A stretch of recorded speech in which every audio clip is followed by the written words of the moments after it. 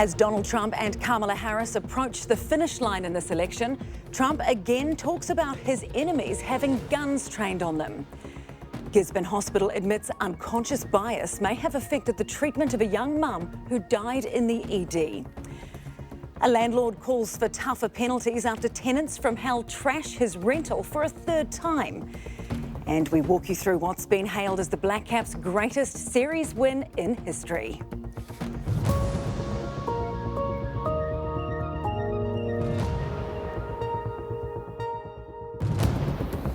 No mai, haere mai. Welcome to 3 News. For the second time in a week, Donald Trump has talked about guns being pointed at people he considers enemies. This time, the media. 2 days out from the election and speaking in Pennsylvania, the state where he survived an assassination attempt, Trump said that to get to him, an assailant would have to shoot through the fake news. A prospect, he said, he didn't mind too much. It follows comments he made about former Republican Liz Cheney, saying she wouldn't be willing to support foreign wars if she had 9 barrels shooting at her. Andrea Vance reports from Pennsylvania. Autumn and election season drawing to a close in rural Pennsylvania. The conservative western parts of the state are crucial to Donald Trump's chances of winning the White House. It's home to Butler, where the former president survived an assassination attempt. That chant has become a rallying cry for supporters in the township. Sean Gray was there that day. The sun was so hot, people were dropping. My neck was getting more red than it already is. When I watched it, I said, oh no, they killed Trump, because it just seemed like the number of bullets was going in, and it was like, wow. I didn't think we would have anybody to replace him. Gary Manning also attended, but he won't be voting for the former president. I don't do Donald Trump. I'm not a Trump fan. He is still to make up his mind. Honestly, I don't know, because I honestly don't know. I follow a little bit of politics, but I'm not really into. But Dawn and Michael O'Malley are sure of their choice. I am for Trump all the way. Mm-hmm. How come? Because I think he can give us a much better way of living. Honestly, I just don't think Kamala can do it. Michael is on welfare after a drunk driver left him with a severe brain injury. But he might lose those benefits under Trump. If I had the choice between losing the Social Security and having to deal with lower prices for buying groceries and stuff, I'd much rather lose the Social Security. The Butler attack was on Trump's mind again today as he took a shot at the media during a campaign blitz through the battleground state. To get me, somebody would have to shoot through the fake news, and I don't mind that so much. Just last week, he made comments about guns being trained on former Republican Liz Cheney. Let's put her with a rifle standing there with 9 barrels shooting at her, okay? Let's see how she feels about it. You know, when the guns are trained on her face. There was a calmer message today from his opponent Kamala Harris, who launched her final television advert. And I pledge to be a president for all Americans. Now I'm asking for your vote. This election now comes down to Pennsylvania, Wisconsin and Michigan, the 3 blue wall states that have decided 3 consecutive presidential campaigns. Kamala Harris was in Wisconsin today, where 5 new polls suggest she has a lead. However, that margin is razor thin, so she's taking nothing for granted, targeting particularly urban areas. Like Donald Trump, she'll be in Pennsylvania, here for a rally in Pittsburgh, where the Democrats are hoping a get out the vote push will pay off. Well, as we reported last night, a poll in Iowa has created shockwaves across America. Conducted by revered pollster J. Ann Seltzer, it showed Donald Trump has lost his lead over Kamala Harris, with her ahead 47% to his 44%. Now, it's worth noting that Trump led Joe Biden in Iowa by 18 points in June. So that's quite the reverse of fortunes. Trump has, of course, disputed the latest poll and described the pollster as a Trump hater. Dan Rivers is in North Carolina following the Trump campaign for ITV and explained why this poll is important. Yeah, well, Ann Seltzer isn't just any old pollster. She's called the kind of, Iowa polling queen. She's been labelled an oracle. She's very, very well respected. She was one of the few pollsters that spotted Barack Obama's rise in 2008 when many other pollsters didn't. And her latest poll, the final poll that she'll come out with before the election, has put Harris at 47 and Donald Trump at 44 in Iowa. Now, this is not a battleground state, we didn't think anyway. It should, according to all orthodoxy, be deep Trump country. And so, he won there in 2016, he won there comfortably in 2020 as well. And yet it seems that something is going on. Now, it may be, if you drill into this data, possibly that what's happening is that older white non-college educated women are breaking for Harris and breaking for Harris in enough numbers to tilt this poll, and that's something that hasn't been picked up by other pollsters. So there are fundamental questions about how accurate some of these other polls actually are. ITV's Dan Rivers there. Well, former US ambassador to New Zealand, Mark Gilbert, has slammed former Prime Minister Sir John Key's endorsement of Donald Trump. Sir John told 3News Trump was his preferred candidate because he would be better for the economy. But Ambassador Gilbert, who's part of Kamala Harris's close team and will be with her on election night, says the numbers don't stack up. He says Trump wants to be Vladimir Putin or Kim Jong-un and belongs nowhere near the White House. Ambassador Mark Gilbert and Sir John Key are close friends, but their current political views couldn't be further apart. The pair have kept in touch in the years since their paths crossed as the US ambassador to New Zealand and the Prime Minister. But when Sir John told 3News Donald Trump deserved a second term because he's better for the economy, Ambassador Gilbert felt he had to speak out. Donald Trump is not only a danger to the people here in the United States, but a danger to the Western Alliance and the multinational institutions that New Zealand really prides itself in. Speaking from Pittsburgh, Pennsylvania, where he's campaigning for Kamala Harris, Ambassador Gilbert didn't hold back with his evaluation of the divisive Republican presidential nominee. Donald Trump wants to be an authoritarian. He wants to be Vladimir Putin. He wants to be Kim Jong-un. He wants to be the leader who can do whatever he wants, whenever he wants. He is a convicted felon. He has been convicted of sexual abuse. He tried to commit a coup on January 6th. He belongs nowhere near the White House.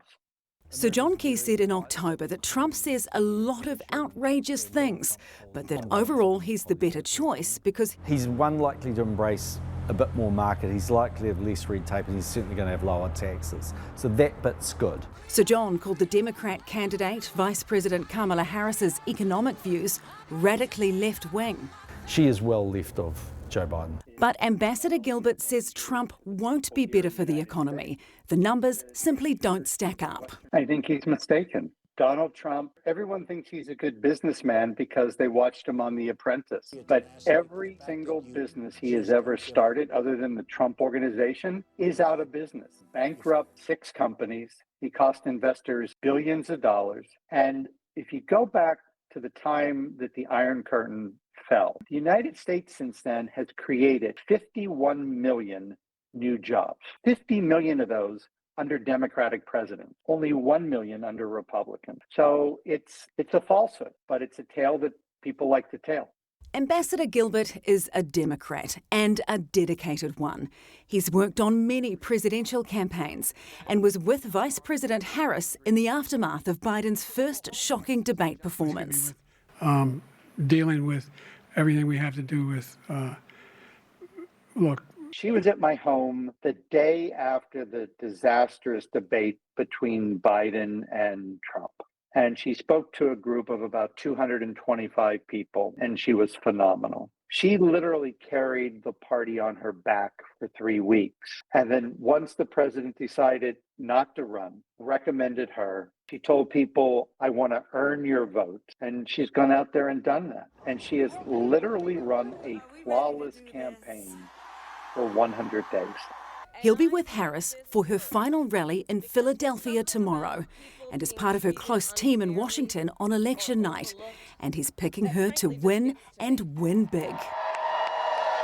There's a very good chance that Kamala Harris could win all 7 swing states. And if he's right and Trump loses, he's surprisingly relaxed about the potential response of Trump and his supporters. USA! USA! They're going to say that it was fixed, that it was all fake, but we're more prepared than we were then. Plus, Joe Biden's in the White House, not Donald Trump.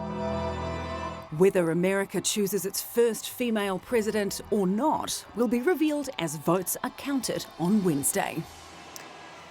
And later in the program at 6:35, Lloyd Burr will explain how the notoriously complicated American electoral system works so that we can all understand it before Wednesday's results start rolling in.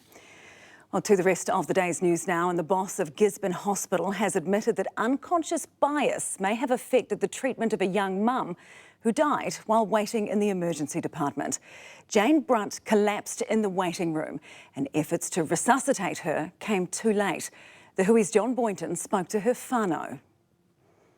Mariana Stevens shares a special bond with her moko Jane.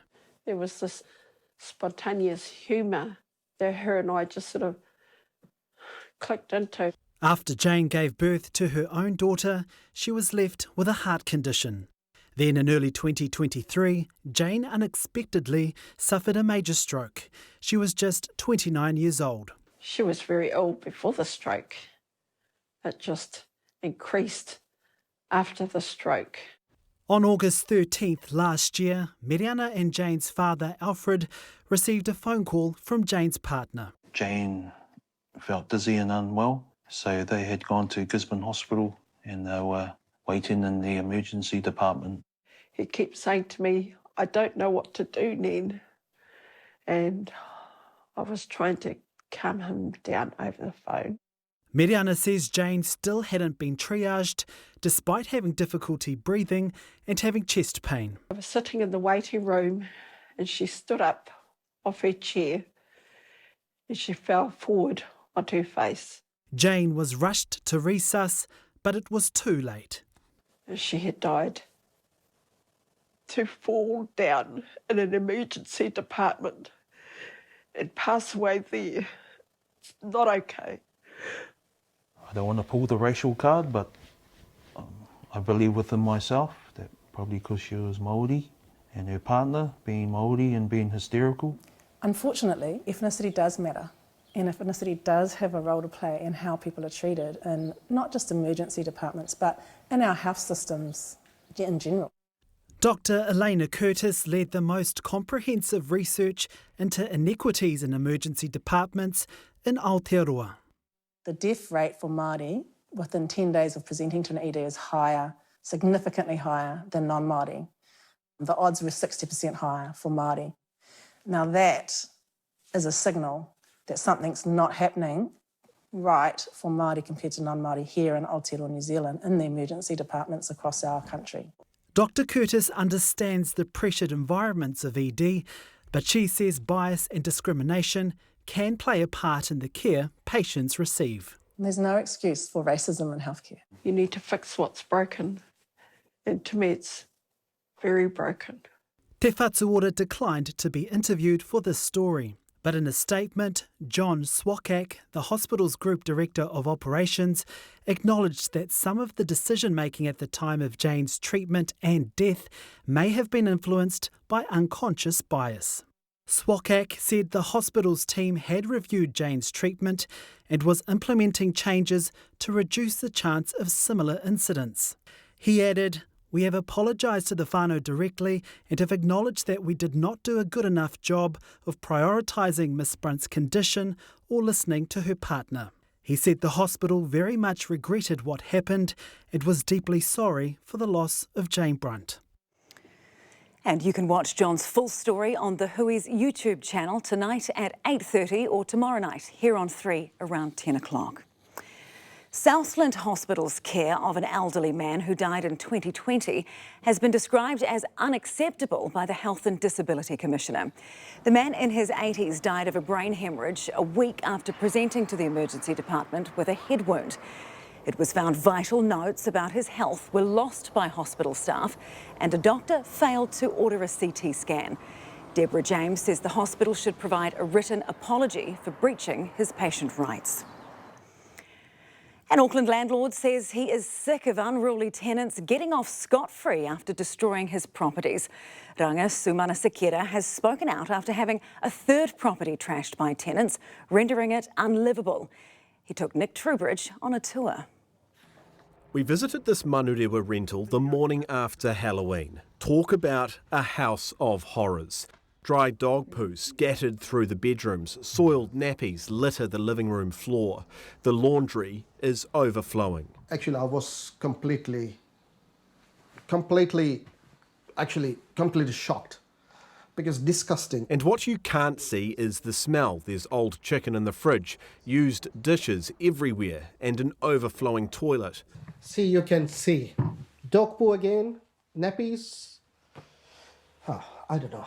The mess suggests children were living here. There's also evidence of drug use. They live like that, but once they gone, they damage windows, they rip the carpets, and they left everything in here. And that's just the inside. Welcome to the backyard, completely overgrown and strewn with rubbish. And Ranga tells us this isn't even the worst of his properties.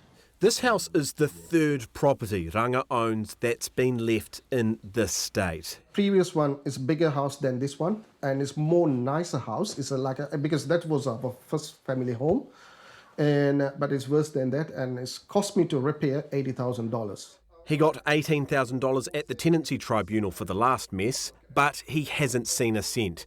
MB told us it's on landlords to recover a debt. If they don't get payment, they can go to court for an enforcement order. Ranga, though, is resigned to forking out thousands. There are a lot of people in the public, they're thinking landlords are rich people and they got heaps of money. But no, most of people like us, and they got a mortgage to pay, they got the rates to pay. A once pristine property with fresh paint, clean carpets and unbroken windows, left unlivable as Ranga begins yet another clean-up. Time now for a look at today's weather, which was a little cold, Heather. Yeah, a little on the brisk side around the country and cloudy. The satellite imagery clearly showing the level of cloud cover that dominated the South Island. There is rain moving into up and over the South Island with a couple of slow-moving fronts set to dominate the weather for the next 24 hours. Milford, the wettest spot though, with 25 millimetres of rain. Ashburton took the top temp of 24. Now it warms nicely later in the week, and I'll be back with those details after sport. Thanks so much, Heather. We'll see you then. Well, coming up shortly, grief turns to fury in Valencia as flood survivors hurl mud and insults at the Spanish King, Queen and Prime Minister. Destiny Church supporters rally around Brian Tamaki as he goes on trial for breaching COVID-related restrictions. And Coldplay's Chris Martin falls through the stage in front of a sellout crowd in Melbourne.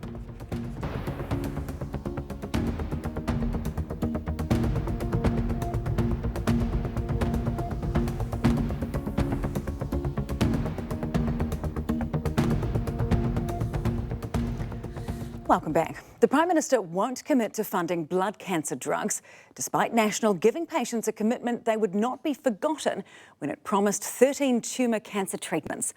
A recent Cancer Control Agency report found 9 drugs that aren't currently funded in New Zealand but are in Australia would have significant clinical benefit to patients.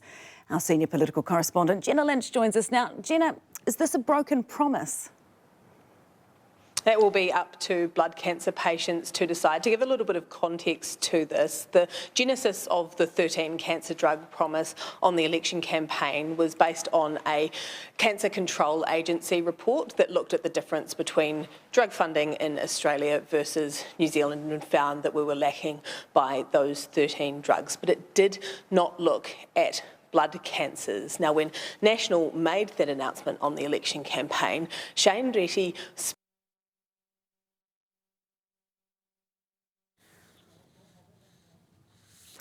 Looks like we've lost Jenna. We will go back to her as soon as we can.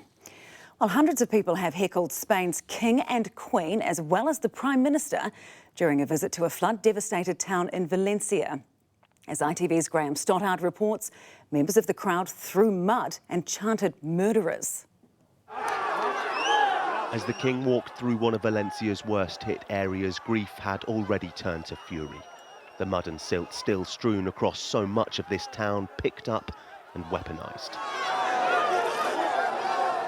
The royals confronted by the people of Paiporta, pelted with mud clots and other missiles, at times only narrowly missing.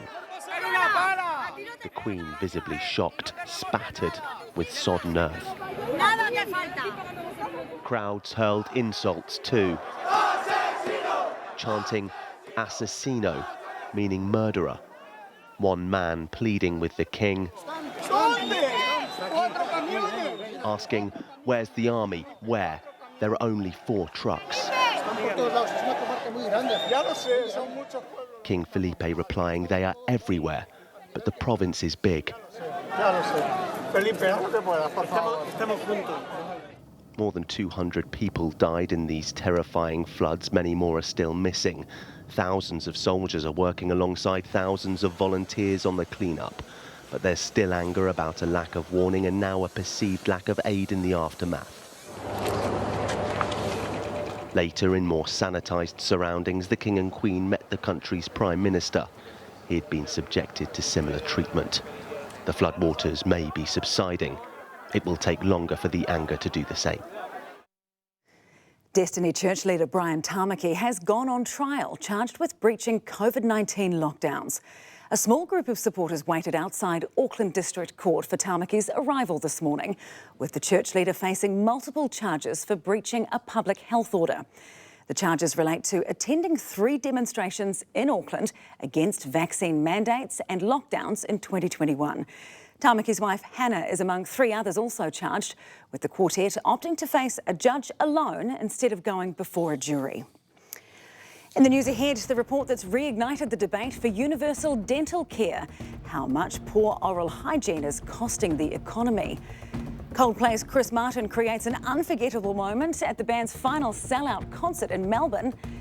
And later in sport, we've got all the reaction to the Black Caps' history-making series sweep of India. This is 3 News. If you've just joined us, here are our top stories so far tonight. For the second time in a week, Donald Trump has talked about guns being pointed at people he considers enemies, this time the media. The boss of Gisborne Hospital has admitted that unconscious bias may have affected the treatment of a young mum who collapsed and died while waiting in the emergency department. And an Auckland landlord says he is sick of unruly tenants getting off scot-free after a 3rd property was trashed, rendering it unlivable. UNICEF's Executive Director, Catherine Russell, has said all those who remain in northern Gaza, especially children, are at imminent risk of dying from disease, famine and ongoing bombardments by Israel. Palestinian medics say at least 35 people were killed during Israeli bombings in the Gaza Strip today, with nearly half of the deaths in northern areas where the IDF has waged a month-long siege. While phase 3 of polio vaccinations got underway, the Palestinian Civil Defence says that more than 100,000 people in northern Gaza are without food, water and medicine. A man has been charged with murder after an incident in the Auckland suburb of Glen Eden this morning. Neighbours reportedly heard shouting and screaming before armed police rushed to the house on Brandon Street. A woman was found in a critical condition with multiple stab wounds. She was taken to hospital but died a short time later. A man was arrested at the scene. Children who have been falling behind in maths will be given access to a trial acceleration program from the beginning of next year. The government announced today 2,000 Year 7 and 8 students who are not at the expected curriculum level for maths for their age will have access to 30-minute supervised online tutorials 4 times a week. Intermediate age children have been specifically chosen for this as they have the least time to benefit from our world-leading curriculum, all of this resourcing and professional learning and development before starting high school. The trial will run for 12 weeks and cost around $2 million. A dodgy chicken meal at a residence dining hall has potentially sickened scores of Canterbury University students in the thick of exam time. One student said she had been up since 4 this morning with a painful stomachache and restless bathroom journeys. 3News understands that others spent the day running out of exams to use the bathroom, sick with vomiting and diarrhoea. The university says students who are unable to sit their exams today due to illness can apply for special consideration so they can resit it in a couple of weeks. A new report estimates New Zealand is losing billions of dollars a year in lost productivity due to the high cost of dental care. Commissioned by the Dental for All campaign, the report also shows nearly half of adults are avoiding the dentist because it's too expensive. As Zane Small reports, it's reignited one political party's pledge to make dental care free for all. Bad. That's how a quarter of Kiwi adults describe the state of their teeth. Dance, but she don't know how to. A new report commissioned by the Dental for All campaign. I've sort of come to a stage in my career where I've seen so much dental disability, particularly in adults, where I feel that we need to stand up and make a noise about this. The report says our current dental policy settings are costing the country $2.5 billion a year in lost productivity, with $103 million lost to oral health-related sick days.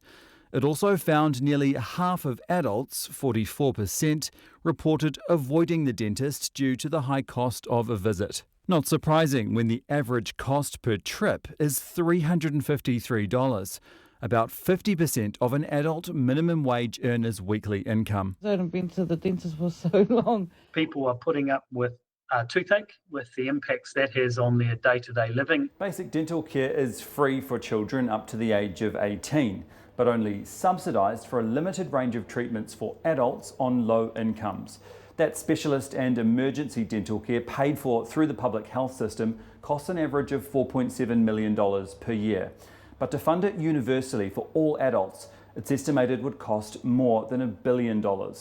During last year's election, Labor promised free dental care for under 30-year-olds, budgeted at $390 million over 4 years. We know that tooth decay particularly starts to accelerate for people in their 20s. The Greens went further, campaigning on universal free dental care paid for by a wealth tax. We will make dental care free in Aotearoa. Today, the party reignited that promise. The Greens are committed to funding things like free dental care with a fair tax system, and previously we've canvassed a wealth tax as one of the options that we think will work. What we have to do is focus on the must-do stuff that we have to do right here, right now. And I said to you, at the moment, we've got no plans for that. Looking down on a $1 billion dental bill, perhaps a bit daunting for a government set on reducing costs. Everyone wants to follow the US election, but there is a big stumbling block. Very few actually understand the American political system, and it's complicated. Never fear, our explainer editor Lloyd Burr has been on the case and has even come up with a way to explain what all the important electoral college is about and how it works.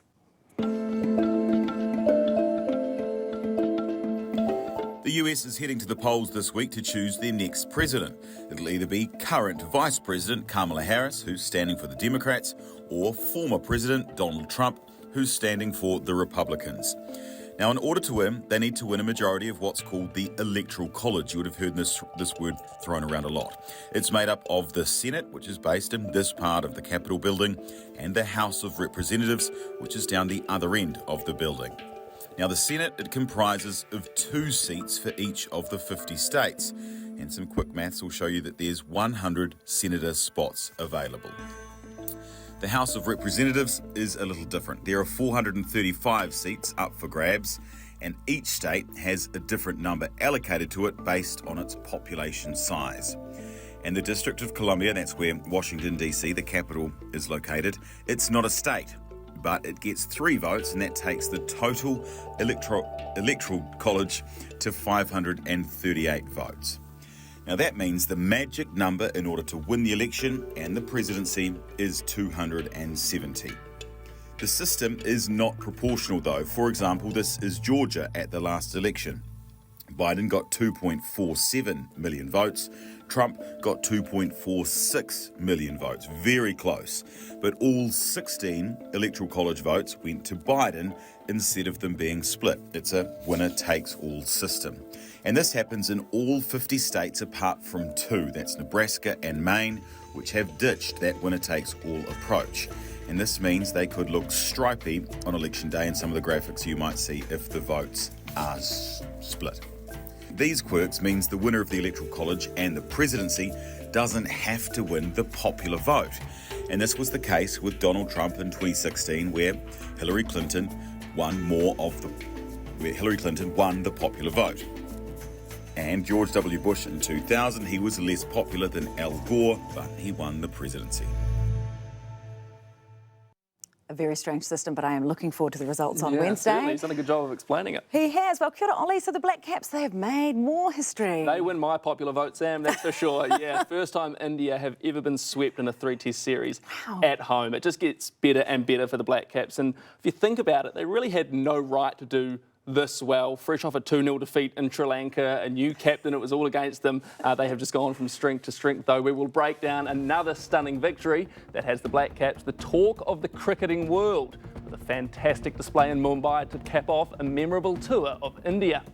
And Liam Lawson survives a morning of chaos in the Brazilian Grand Prix to finish inside the points once again.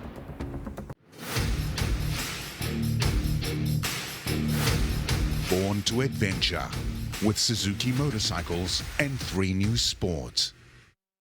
It's been labelled one of the greatest Test Series win in history, and the Black Caps still can't quite believe what they've pulled off after completing a remarkable 3-0 sweep of India. Ajaz Patel was once again the hero, taking 11 for 160 as the Black Caps dismantled the Indian batters to win by 25 runs. It's left the hosts reeling ahead of a blockbuster series with Australia, and the Black Caps still in the hunt to make the World Test Championship final. Celebrations in India are starting to become routine for the Black Caps. Bulletin, and it's all over. It's New Zealand. They've blanked out India in a Test series. A week after their history-making series win, the Black Caps twisted the knife even more in Mumbai. This is the greatest Test series win in New Zealand Test cricket history. Winning the third Test to claim a 3-0 clean sweep of the cricketing giants. The first time India has ever been swept in a series of 3 Tests or more at home. Yeah, it's obviously a great moment for New Zealand cricket. Probably one of New Zealand cricket's greatest series wins, I think. This was never meant to happen.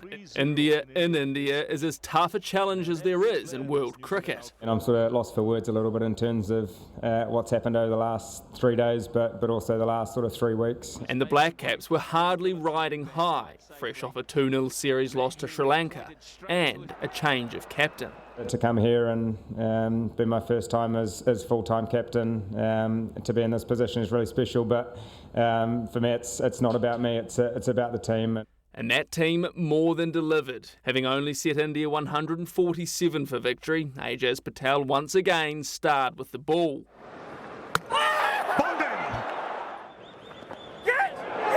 Oh, that's edged and taken. Rishabh Pant was the last remaining Indian hope, and he looked to have the hosts in the box seat to avoid a series sweep. Brilliant innings.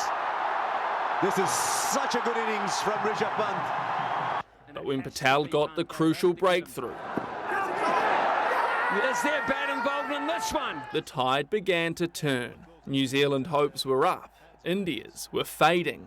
Ravi Ashwin was the next to go.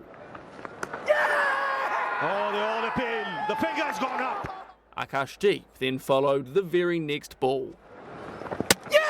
Bolden first ball. Black Caps left to revel in more history in India. The win crucially means their World Test Championship hopes remain alive. And given what the Black Caps have just achieved in the subcontinent, nothing can be out of the question.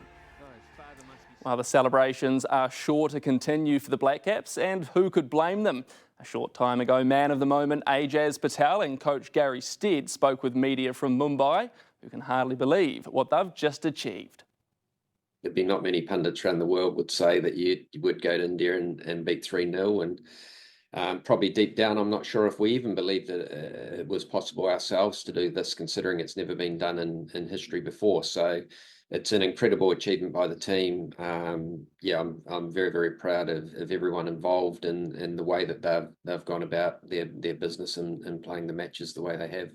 as I said earlier, just extremely proud of the way the team stuck to the task that was at hand, and the belief that I think we had throughout each of the 3 test matches was definitely there, and it's great to, I guess, to cause some upsets as well. Bowling the team to a win, a special test victory, and I guess, you know, a 3-0 sweep in India is pretty epic. And I think the boys are saying the next time we're in India, it may be in another 6 or 7 years, and they were asking whether I'd still be available, and I said probably unlikely. Hey, Jazz. The All Blacks have suffered a double injury blow ahead of their much-anticipated clash with Ireland this weekend, with Cody Taylor and Beauden Barrett both ruled out. Taylor lasted just 3 minutes before failing an HIA, with Barrett suffering the same midway through the second half. Scott Robertson is confident Asafo Aumua and Damien McKenzie are ready to step up in their place. He's pretty laid back, old D-Mac. He's pretty relaxed. I felt him in a hammock the other day. No, I'm joking. Look, yeah, they're both good examples of, good players in a good headspace playing good footy. Meantime, Billy Proctor has been given permission to return home early as he awaits the birth of his first child. Having sparked controversy ahead of the All Blacks test against England by calling for the haka to be binned, Joe Marler has now retired from Test rugby. Marler was on the sidelines for yesterday's test at Twickenham, having withdrawn from the England squad earlier in the week. The 34-year-old played 95 tests for England and took to X to say it was time to exit one dream bubble and enter a new one. Liam Lawson has put on a defensive masterclass to finish in the points at a wet and chaotic Brazilian Grand Prix this morning. After starting in 5th, Lawson was hampered by a poor start before being pushed off the track and out of the points. But a late push moved Lawson into 9th, as the Kiwi held off a charge from Sergio Perez and Lewis Hamilton. Gordon Finlater reports. In the end, it was a Max Verstappen masterclass. A day where Max Verstappen, for the 2nd year running, wins the Sao Paulo Grand Prix. The championship leader driving from 17th all the way to 1st. And it was also a strong day for the man who could join him at Red Bull next year. Look, 2 cars in the points is good. It's great for the team. I think obviously from where we started, it's a bit of a shame. Yes, starting from a career best 5th on the grid, hopes were high for Liam Lawson, but he would lose position immediately. As Liam Lawson tries to swoop round the outside and then gets pinched off, and Charles Leclerc gets past the RB. The start of Lawson's day would go from bad to worse. Taken out by Oscar Piastri, the Aussie given a 10-second penalty for the incident. Conditions at Interlagos were beginning to become dangerous. The safety car employed, but even under yellow, sued. I know we're behind the safety car, but this will be a red flag. Franco Colapinto's crash seeing the race stopped for 30 minutes. When the race restarted, it created more chaos. Carlos Sainz's crash causing another safety car restart, which presented an opportunity for Lawson. Alonso wide, Lewis Hamilton wide. Lawson claiming 2 former world champions for the price of 1. The Kiwi then seeing off a late challenge from you-know-who, Sergio Perez. This time he is wheel to wheel with Lawson. Lawson's not giving this one up. They touch wheels. Lawson finishing 9th, Perez out of the points in 11th. Yeah, it was tough, but honestly, to survive was hard enough. It was a very brutal race. Survival something likely on Perez's mind as Lawson continues to impress. Chelsea have spoiled any chances of a dream start in the Premier League for Manchester United interim manager Ruud van Nistelrooy, coming from behind to claim a 1-1 draw at Old Trafford.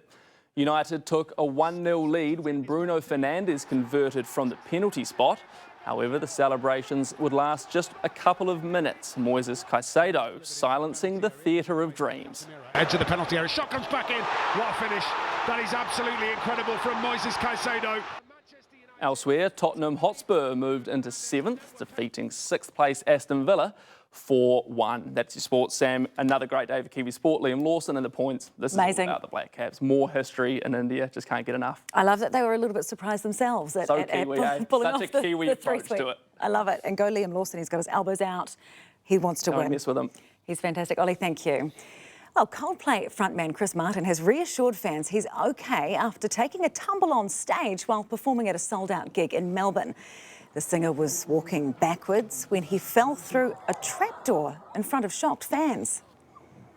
That's not planned. Thank you for catching me so much. Thank you, guys. Holy let's give you a YouTube moment. The mishap comes just weeks after pop star Olivia Rodrigo did the exact same thing while performing at a different venue in Melbourne. Time now for a look ahead at the weather, and will it be fireworks weather tomorrow night, Heather?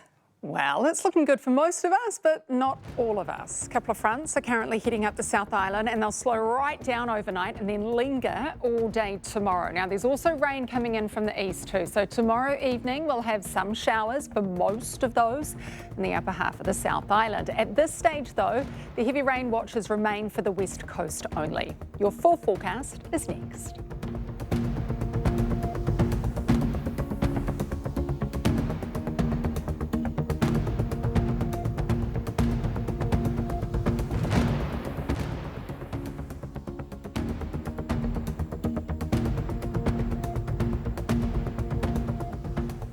No mai Arnold, welcome back. Fine up top, fine down the bottom, and a little messy in the middle. That's the general picture for the next 24 hours with a ridge of high pressure hanging out over the upper north.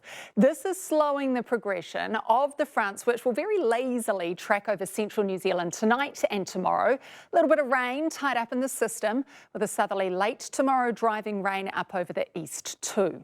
Now the rain will spread north tonight up the west coast of the South Island with heavy falls for Fiordland and Stewart Island, but easing this side of midnight. It will clear tomorrow morning for central Otago, Southland and Stewart Island, but a decent amount of rain is expected over the northern half, both west and east. High pressure is helping keep the North Island dry tonight and for most tomorrow. There's a little more cloud building in tomorrow out west with isolated showers about the Coromandel Peninsula tonight.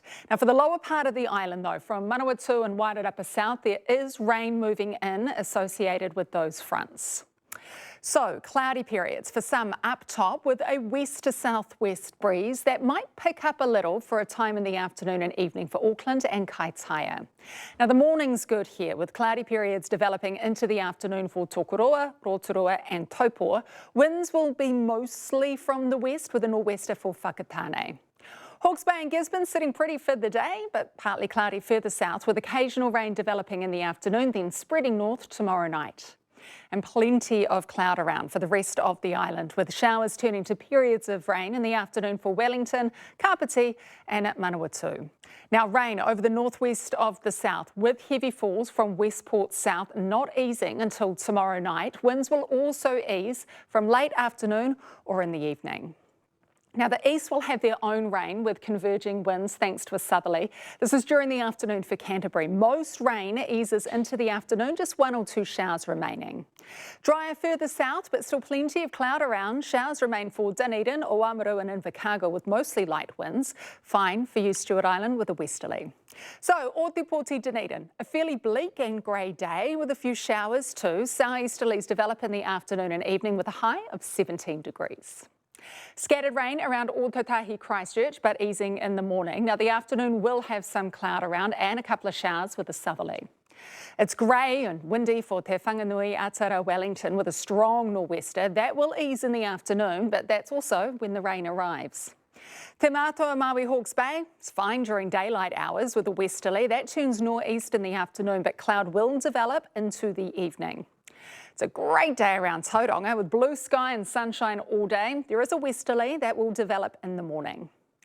Any sun will be in the morning around Kirikiriroa Hamilton with cloud increasing and hanging around all afternoon. Westerlies will also pick up a little too. And Tāmaki Makaurau, Auckland, a dry Tuesday, but with partly cloudy skies. Southwesterlies develop for a time in the afternoon and evening. All right, to Oz, it's starting to heat up. 32 degrees for Brisbane, 31 for Adelaide, and a scorching 41 in Alice Springs. Not quite as hot over the Pacific, though. All right, looking further ahead. And it's mainly fine for the upper north. There is still plenty of cloud and isolated showers for everyone. Similar out east with most showers expected over the central North Island. Check out the high for Napier on Friday, 28. Most of the showers, though, will remain over the lower part of the North Island, especially on Wednesday, with scattered rain spreading north. Now, for the South Island, a new front approaches the lower part late on Thursday, and that has a strengthening nor'west flow with it, and the front then tracks north over the whole island on Friday. So most will have good, clear weather tomorrow night for fireworks. Be safe, though, plenty of dry spots around the country, and that's become a bit of a fire risk. The animals too. Heather, thank you so much. Earlier tonight, we asked you, is the series win against India the greatest Black Caps result ever? And here are the results. 88% of you say yes, and it'll be interesting to see if the Halberg Award judges agree when that rolls around. That is 3 News for tonight. Thanks so much for joining us. You can get in touch by emailing newsroom@stuff.co.nz or head along to the Stuff website. I'm Samantha Hayes, Paul Marie, and I'll see you again tomorrow.